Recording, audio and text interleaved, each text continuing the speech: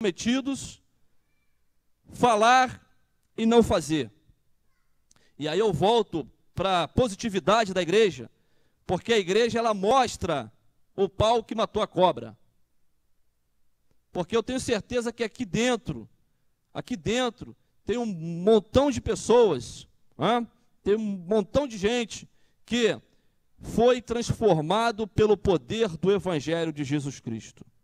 Eu sei que aqui dentro tem famílias que foram restauradas pela mensagem restauradora do Evangelho do nosso Senhor e Salvador Jesus Cristo. Eu sei que aqui tem pessoas que estavam no lamaçal, no fim do túnel, e que a mão de Jesus foi lá através da igreja e resgatou e trouxe para a superfície, e hoje é um abençoado na casa de Deus. Eu tenho certeza disso. A igreja, ela tem um testemunho inquestionável, que se apresenta de modo concreto, indubitável, autêntico e suficiente.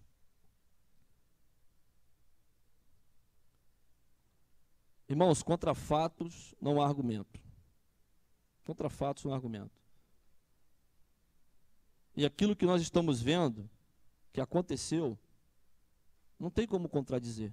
Está ali, eu sou testemunha disso, eu vi. E quantos de nós, ou você que está aqui pela primeira vez, ou você que ainda não tem uma experiência de salvação com Jesus, quantas pessoas vocês já viram antes de ter Jesus e depois de ter Jesus? E você há de convir comigo como essa pessoa mudou. Meu Deus, fulano, ficava até surpresa, não é fulano. Uma pessoa que era assim, como é que está mudado? O que é isso? Isso é o testemunho indubitável da igreja. A igreja de Jesus Cristo, ela é um instrumento usado por Deus para transformar vidas. E ela transforma vidas. Eu lembro daquele texto do profeta... não é o profeta Elias, mas é o profeta... Sucedeu Elias, me fugiu o nome. Eliseu, profeta Eliseu, profeta Eliseu. Toda vez que ele passava, a sulamita virava para o marido e falava: olha, esse homem, ele é um santo homem de Deus. Ele não é um homem qualquer, ele é um santo homem de Deus. O testemunho daquele homem era indubitável, não se podia negar, não se podia desmentir.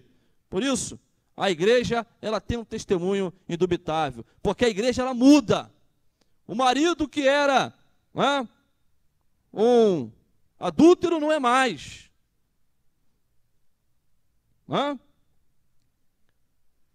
O casal que brigava agora com Jesus não briga mais. Aquele que roubava não rouba mais. Aquele que dava cheque sem fundo não dá mais. Então ela tem um testemunho indubitável, porque a igreja de Jesus, ela é um instrumento transformador. Aliás, é isso que João vinha pregando, Arrependei-vos, porque é chegado o reino dos céus. Quem furtava, não furte mais. Contentai-vos com o vosso soldo, por aí vai. A igreja, ela tem um testemunho indubitável. O terceiro ponto é que a igreja, ela é um agente de mudança. E por isso ela precisa ser dinâmica, ela precisa ser elétrica, ela precisa ser contextual. E aí Jesus fala para eles assim: olha, os cegos veem, os surdos ouvem, os leprosos são limpos, os mortos são ressuscitados, e aos pobres é anunciado o evangelho.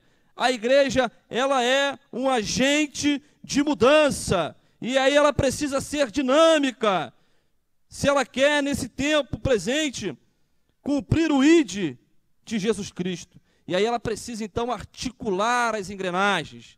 Você vê que Jesus não trabalhou sozinho.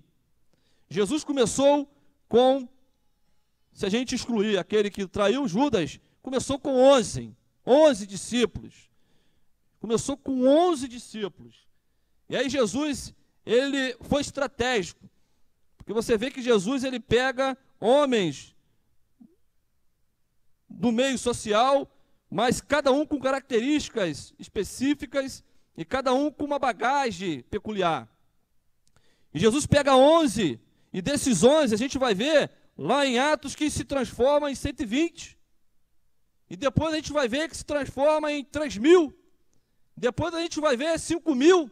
E depois a gente vai ver uma multidão de gente sendo ganhas pelo poder do Evangelho. Porque a igreja, nesse momento, ela é dinâmica, ela é contextual, ela interage, ela, estrategicamente, ela sabe qual é a necessidade, ela estuda, e ela sabe qual é a necessidade da comunidade, e ela articula as suas engrenagens para poder cumprir o ID de Jesus Cristo. Então, ela é um agente de mudança. Eu peço a Deus, eu fico na expectativa de um dia em que nós vamos encabeçar alguma mudança no seio da sociedade. Com uma proposta elaborada, criada, encaminhada, encabeçada por nós, o povo de Deus. Porque eu penso o seguinte, irmãos, nós devemos ser os primeiros a promover alguma mudança no seio da nossa sociedade. Nós temos que ser os primeiros. Nós temos que encabeçar isso. Não é o partido A, o partido B, não é a instituição tal, ou a instituição Y. Não, a igreja ela precisa encabeçar. Não é isso que Jesus vai dizer lá no Evangelho de Mateus, capítulo 5, vós sois o sal da terra. E se o sal se tornar insípido, o que é de se salgar? Para nada mais presta, a não ser para ser lançado fora e pisado pelos homens. Vós sois a luz do mundo. Não se pode esconder uma lâmpada debaixo de uma mesa. Não se pode esconder uma cidade edificada sobre os montes.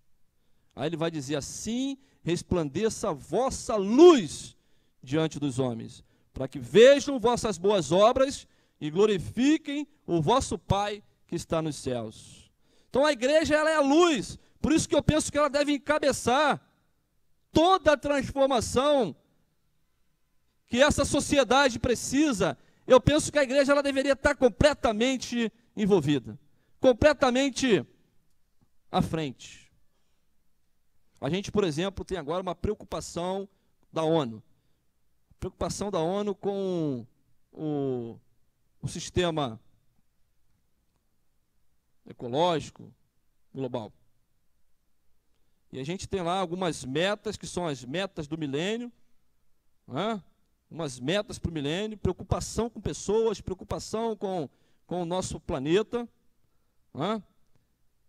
E aí eu penso, por que não a igreja de Jesus, ela ter sido a primeira instituição a jogar, no bom sentido, mas a lançar esse projeto para que toda a comunidade, todo o mundo, todo o planeta pudesse seguir. Por que não a igreja? E aí nós temos agora o Conselho Regional de Psicologia, ele está preocupado com programas midiáticos que são apresentados na televisão e com o monopólio da mídia. E aí estão promovendo debates, congressos, para apresentar alguma mudança nesse sentido, principalmente programas que têm atingido e afetado diretamente as crianças, e que são programas que estão a serviço dos grandes empresários, dos grandes detentores do poder, que produzem subjetividade, produzem necessidade para que a gente vire cada vez mais massa de consumo, manobrada à torta e direita por eles. Mas eu fico pensando, meu Deus, por que não a igreja encabeçar essas mudanças? Ela precisa ser relevante, por isso ela precisa estar com foco voltado para fora, ela precisa estar atento às necessidades, ela precisa estar atenta às transformações que esse mundo requer. Ela precisa, e ela tem que ser dinâmica para isso. E aí eu olho para esse plenário, meu Deus, que riqueza que tem aqui nesse plenário. Pessoas com habilidades, pessoas com capacidades inúmeras. E se nós então pegarmos essas peças e fazermos a engrenagem funcionar de modo bem articulado, bem perfeito, bem sistêmico, o que a gente não faria? O que a gente não